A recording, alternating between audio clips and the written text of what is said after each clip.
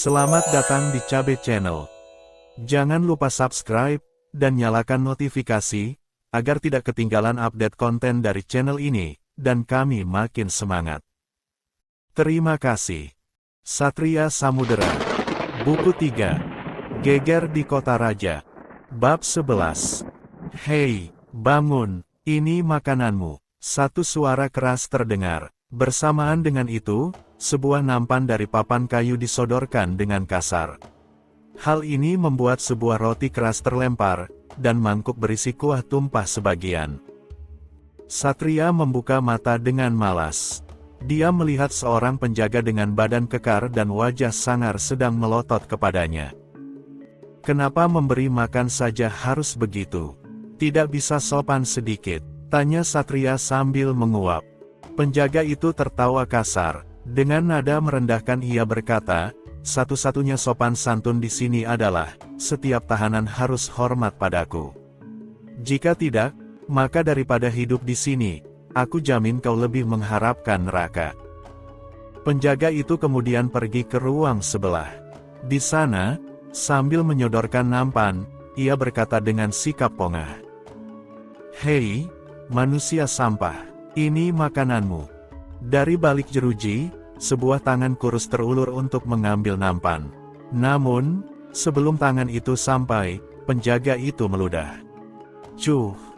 Ludah itu masuk dengan mantap ke dalam mangkuk kecil yang ia sodorkan. Kau beruntung orang tua, sebab aku sudah menambahkan ludahku di dalam supnya. Nikmatilah, hahaha. Oh, terima kasih Tuan. Terima kasih. Pasti rasanya sedap sekali, sahut suara seseorang dari bilik sebelah. Tak lama kemudian, terdengar suara seperti seseorang yang tengah menengak sesuatu sampai habis. Melihat tahanan ini menghabiskan semua sup yang tadi diludahi, penjaga itu memasang wajah jijik. Cih. Dasar tua bangka menjijikkan, lain kali bukan hanya akan kucampur ludah, tapi kukencingi sekalian. Makinya sambil pergi. Setelah penjaga itu menghilang, Satria mengambil roti yang tergeletak di lantai. Ia membersihkan tanah yang menempel di sebagian sisi roti, lalu mencaplok makanannya dengan santai. Pak Tua, mengapa kamu meminum sup yang bercampur ludah itu? Kalau kau mau, aku bisa memberikan bagianku. Toh ternyata sup jatahku masih ada yang tersisa, kata Satria dengan nada prihatin. Hahaha. Terima kasih atas tawaranmu anak muda. Tapi kau tak usah khawatir, aku puas dengan bagianku sendiri. Jawab pria tua di ruang sebelah. Meski terdengar sepuh, tapi nada bicaranya begitu ringan, mengesankan tak ada beban sama sekali. Satria hanya mengangguk kecil mendengar itu. Sebetulnya, ia cukup penasaran dengan tampang Pak Tua di sebelahnya. Namun, dinding penjara yang terbuat dari tembok batu menghalanginya. Pak Tua, apa kau sudah lama di penjara? Tanya Satria lagi. Aku tidak tahu secara pasti. Tapi, rasanya sih belum lama. Jawab Pak Tua itu tak peduli. Ho, kalau boleh tahu, apa tuduhan yang dijatuhkan pada Pak Tua? Tanya Satria lagi. Untuk beberapa saat, Satria tak mendapatkan jawaban. Seketika, pemuda itu merasa tak enak. Apakah pertanyaannya tadi terlalu lancang? Segera saja muncul sedikit penyesalan di hatinya karena telah melontarkan pertanyaan tersebut. Namun, seukuran orang berjalan 15 langkah, Pak Tua yang menghuni ruang sebelah itu membuka mulutnya. Aku masuk ke penjara karena telah membunuh seseorang. Oh, hanya itu yang terlontar dari mulut Satria. Ia tak ingin bertanya lebih jauh. Pemuda dari Teluk Laut Barat itu menganggap, bukan wewenangnya untuk menilai dan menghakimi masa lalu seseorang. Apalagi, orang itu saat ini tengah menjalani hukuman atas perbuatannya. Kalau kau sendiri, apa yang kau lakukan? Pak Tua bertanya balik. Kira-kira hampir mirip dengan yang kau lakukan Kek, jawab Satria cepat. Pak Tua itu tertawa terbahak-bahak. Kalau begitu, barangkali kau akan lama tinggal di sini bersamaku, lumayan juga. Kita bisa membusuk bersama, hahaha. Sialan, Satria mengumpat dalam hati. Siapa yang sudi bertahan lama-lama di tempat seperti ini?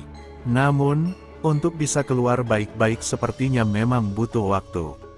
Mudah saja bagi Satria untuk membobol penjara dan melarikan diri. Tapi, selain akan membuatnya jadi buronan militer kerajaan, hal itu akan menjadikannya seperti seorang pesakitan yang lari dari tanggung jawab. Bukankah itu yang dikehendaki oleh pihak yang menjawabnya? Sementara itu, di aula istana bagian timur, tampak 5 sosok yang sedang duduk dengan wajah tegang. "Paman Senopati, bagaimana kabar Kakang Badak Roso?" tanya Raden Mas Dharma, sang putra mahkota Lodaya. Lembu Geni menjawab, "Saat ini, tabib sedang mengusahakan yang terbaik. Hanya saja, kalau boleh jujur, kondisinya memang belum optimis Raden." Raden Mas Dharma menoleh pada Soma, "Kakang Urat Bumi, menurutmu apa yang harus kita lakukan sekarang?" Soma menjawab, "Menurut saya, saat ini kita semua harus tenang, dan jangan terburu-buru untuk mengambil sikap. Saya yakin, pihak sana telah menyiapkan berlapis-lapis rencana. Kita harus mengamati dan memperhatikan setiap detailnya. Jangan sampai ada yang terlewat. Jika kita gegabah, saya khawatir kita akan jatuh dalam perangkap. Aku setuju denganmu soal kita harus tenang dan sebagainya. Tapi, kalau kita lambat bergerak, bagaimana dengan Satria?" tanya Lestari dengan ekspresi tak puas. "Putri tenang saja, sependek yang saya tahu, Satria bukan orang yang mudah untuk ditundukkan. Jangan lupa, dia juga sangat kuat," jawab Soma optimis. "Kalau masalah adu kanuragan, aku setuju denganmu. Satria sangat kuat, aku percaya itu. Tapi, ini bukan hanya masalah kedikdayaan. Ini konspirasi politik tingkat tinggi. Melihat karakternya, pemuda itu pasti tak akan mau dipersalahkan tanpa sebab. Dia pasti akan melawan, dan jika itu terjadi, mudah saja bagi pihak sana untuk menjadikannya sebagai musuh negara. Sekuat apapun dia, apakah sanggup melawan seluruh armada tempur kita? Bukankah harusnya kau segera mencari jalan untuk menyelamatkannya?" tanya Lestari sambil menatap tajam pada Soma. "Putri," ini kalimat Soma terputus. Ia melihat Lembu Geni telah mengangkat tangan, memberi isyarat agar Soma tak menjawab. "Kakang Lembu Geni, apa yang kau lakukan?"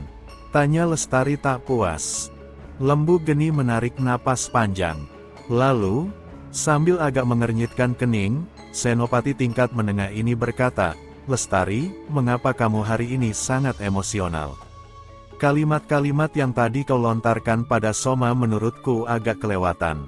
Jangan lupa, Soma adalah penerus keluarga Urat Bumi, salah satu pilar setia Lodaya. Dia juga tangan kananku untuk operasi militer di lapangan." Lembu Geni menggelengkan kepalanya beberapa kali, lalu melanjutkan, "Keluarga kita memang punya jaringan telik sandi Pasakwarta. Tapi, pasukan bayangan milik keluarga Urat Bumi juga sangat bisa diandalkan. Saat ini, seluruh jaringan kita sudah dikerahkan. Tapi, seperti yang Soma katakan, kita tak boleh melewatkan detil apapun. Untuk itu, mungkin perlu waktu beberapa hari, baru akan ada perkembangan." Lembu Geni kemudian menoleh pada Soma, "Kuharap kau jangan ambil hati atas sikap adikku ini." Soma mengangguk penuh hormat, "Kanjeng Senopati tenang saja. Saya sama sekali tidak tersinggung. Barangkali, Putri sedang lelah saja." Soma mengucapkan kata-kata itu dengan serius, hanya saja, untuk bagian terakhir, ia agak terbatuk. Lestari menghela napas berat. Ia membanting pantat dan duduk di kursinya. "Kakang Lembu Geni benar, ucapanku tadi agak kelewatan. Mungkin aku memang kelelahan. Atau, aku secara tak sadar sedang melampiaskan kekesalanku, karena belum berhasil mendapatkan berita tentang dalang semua ini. Maafkan sikapku tadi, Kakang Soma," tambah Lestari seraya menatap Soma dengan tulus. Soma hanya tersenyum dan mengangguk tipis. Baginya, ini semua hanya soal sepele. Sama sekali tak ada yang masuk ke dalam hatinya. Kalaupun ada sesuatu yang mengganjal di benaknya, maka itu adalah sikap Lestari yang emosional dan meledak-ledak terkait keselamatan Satria. Dan Soma yakin, sebagai orang yang cerdas, Lembu Geni juga dapat melihat gelagat tak biasa itu. Pada saat ini, seorang prajurit berpakaian hitam tiba-tiba masuk dan langsung berlutut. Hormat pada Putra Mahkota, Putri Pemangku, Senopati, dan Wedana. Ada apa? Lestari langsung bertanya. Prajurit yang baru datang ini melirik pada Soma. Setelah melihat bahwa Soma mengangguk kecil, ia buru-buru berkata, "Saya dari pasukan bayangan. Ada informasi yang ingin saya sampaikan." Prajurit ini langsung menyerahkan selembar gulungan kertas kecil kepada Raden Dharma dan langsung pergi. Sang Putra Mahkota segera membuka laporan itu dan membaca isinya. "Buset, apa ini? Ceker ayam semua, apanya yang informasi penting?" makinya dengan wajah masam. "Itu bukan ceker ayam, tapi sandi," ujar Lestari seraya merebut kertas itu dan menyerahkannya pada Dia Arimbi yang berdiri di belakang. Sebagai bagian dari Pasakwarta, Dia Arimbi tentu dapat membaca tulisan tersebut. Ia kemudian mengambil selembar kertas, dan menulis ulang informasinya dengan huruf biasa.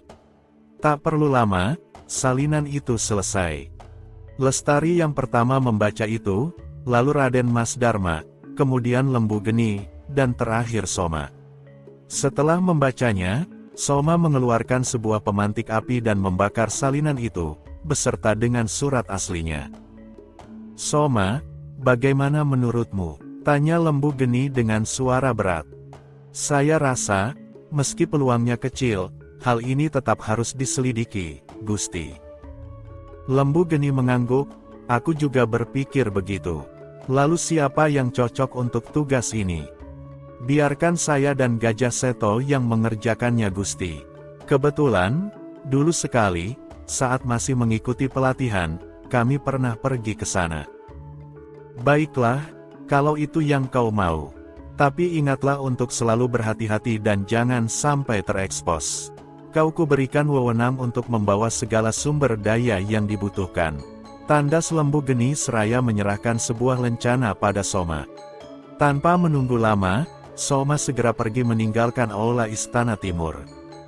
Matahari sudah hampir tenggelam saat kedua kuda berwarna hitam masih melaju dengan cepat. Kepulan debu yang ditinggalkan segera hilang diterpa angin yang berhembus. Kedua penunggang kuda yang memakai topi caping bambu itu terus menggebah kuda. Seakan sedang berpacu melawan roda waktu. "Gajah Seto, berapa lama lagi kira-kira untuk mencapai jalan pintas yang kau katakan tadi?" "Menurutku tak sampai setengah pembakaran dupa lagi. Semoga saja kuda-kuda kita masih sanggup berlari sedikit lagi."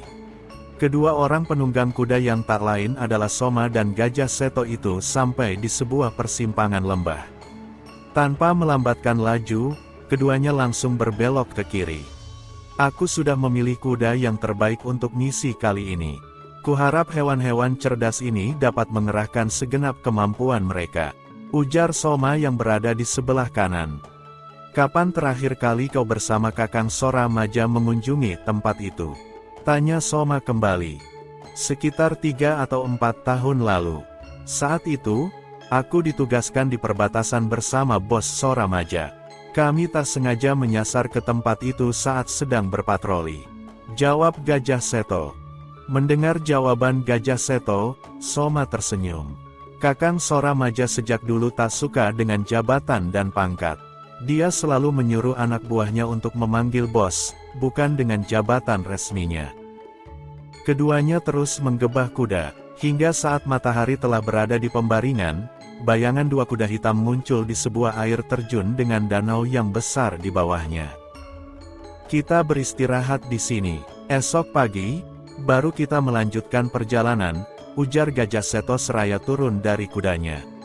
Soma ikut melompat turun dan menuntun tunggangannya mengikuti Gajah Seto. Pada saat yang sama, di sebuah kediaman yang cukup besar di kota raja, terlihat 4 orang sedang berkumpul. Semuanya mengenakan pakaian berwarna hitam. "Adi Kalipala, seperti yang kau katakan, rencana kita berjalan dengan mulus. Seseorang yang duduk di ujung meja bicara. Badannya adalah yang paling besar. Wajahnya dihiasi kumis dan jenggot yang lumayan tebal. Umurnya mungkin sudah 50-an. Senopati Kalipala yang duduk di sebelahnya melambaikan tangan. Kakang Galih terlalu memuji. Ini juga berkat dari kerja keras dua saudara kita, Gading Ampar dan Catur Semi. Jika bukan karena barang yang mereka temukan, aku tak tahu bagaimana menjalankan rencana kita. Pria berbadan besar yang dipanggil Galih itu menoleh pada dua kawannya, saudara Gading dan saudara Catur. Reputasi kalian di dunia persilatan ternyata memang bukan isapan jempol. Bantuan kalian di masa depan sangat kami butuhkan. Sosok yang di kiri bernama Gading Ampar. Badannya agak kurus dengan rahang tirus dan sedikit pucat. Wajahnya menyiratkan kelicikan dan matanya memancarkan kebengisan. Sambil menjilat bibir, orang ini berkata, "Gusti Senopati Utama tenang saja. Kami siap membantu kapanpun dibutuhkan. Asalkan, Gading Ampar terbatuk dan melirik ke arah kawannya di sebelah. Catur Semi, yang berperawakan mirip dengan kawannya langsung menimpali. Maksud dari Gading Ampar adalah, kami harap Gusti Senopati memberi kami koin emas dan menyampaikan jasa kami pada Raden Biru." Senopati Galih tertawa lebar. "Hahaha, aku senang dengan kejujuran kalian. Baiklah, ini upah yang aku janjikan." Senopati Utama Lodaya itu mengambil dua buah kantung dari laci meja dan memberikannya pada Gading Ampar dan Catur Semi. Tanpa banyak basa-basi, kedua orang kurus itu segera membuka kantung dan mata mereka langsung berkilat melihat kilauan koin emas yang ada di dalam. Setelah sedikit berbasa-basi, kedua orang ini pun pamit. Senopati Kalipala menatap dalam diam kepergian dua orang rekannya tadi. Barulah, setelah bayangan keduanya menghilang, ia berkata kepada Senopati Utama Galih, "Kakang, apa dua orang itu bisa dipercaya?" Senopati Galih menggeleng, mengingat reputasi mereka di dunia persilatan, sungguh bodoh kalau kita percaya pada mereka. Senopati Kalipala tercengang, lantas, bagaimana urusannya? Senopati Utama Galih berdiri, sepertinya ia sudah siap untuk segera pergi. Lalu, sambil menepuk pundak Senopati Kalipala, pria berbadan besar itu berkata, "Saat ini, yang dibutuhkan oleh Raden Biru bukanlah orang yang loyal, tapi orang yang dapat melaksanakan tugas. Jika kedua tikus itu sudah tak berguna, maka tinggal disingkirkan saja." Jawab Galih enteng. Kalipala menelan ludah, apakah itu yang dia katakan oleh Raden Biru? Benar, bagi Raden Biru, kita semua tak lebih dari bidak catur saja. Selama masih berguna, kita akan dimanfaatkan. Kau tentu sudah tahu hal sebaliknya, kan? Kalipala mengangguk. Ia melihat punggung Senopati Utama Galih yang semakin menjauh. Setelah orang itu benar-benar telah pergi, Kalipala duduk di kursi sambil sedikit memijit keningnya. "Sialan, akan kubuktikan bahwa aku selalu bisa berguna. Aku tak mau disingkirkan begitu saja." Keesokan harinya, matahari pagi bersinar bersih. Burung-burung beterbangan ke sana kemari, mencari rezeki yang sudah ditebarkan Tuhan di muka bumi. Soma dan Gajah Seto sudah bangun sejak fajar menyingsing. Keduanya menuntun kuda mereka melewati celah kecil di antara bebatuan di samping air terjun. Tampaknya tak ada yang melewati jalan ini. "Lihat, rumput liarnya tinggi sekali," komentar Gajah Seto yang memimpin jalan dan menebas ke sana kemari. Soma yang berjalan di belakang mengangguk. "Kau benar, anggap saja ini keberuntungan kita. Namun, kita tetap harus waspada atas segala kemungkinan." Setelah berjalan kira-kira setengah pembakaran dupa, keduanya telah berada di pinggir sebuah jalan setapak.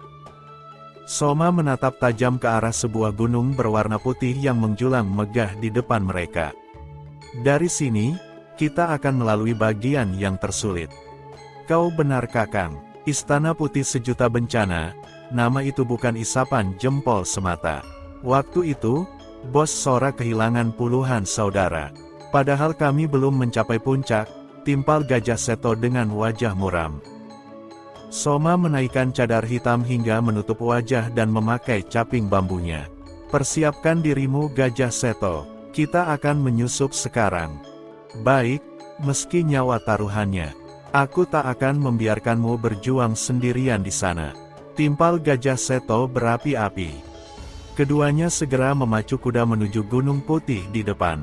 Semakin dekat dengan tujuan, semakin dingin udara terasa. Pepohonan semakin jarang, dan debu-debu jalanan tak lagi beterbangan. Bersambung.